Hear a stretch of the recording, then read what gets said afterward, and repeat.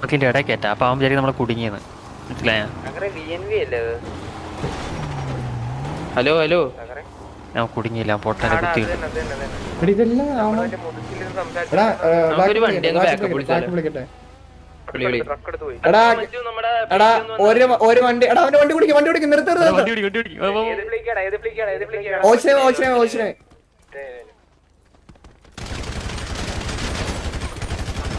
അടിച്ചേറാ കളിക്കാം.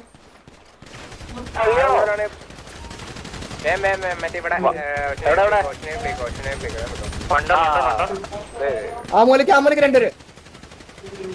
ആരാണ് അവന്മാരാണോ യാദവാണോ? പെട്ടെന്നോ എടാ ആ മൂലക്ക് രണ്ടുപേര്.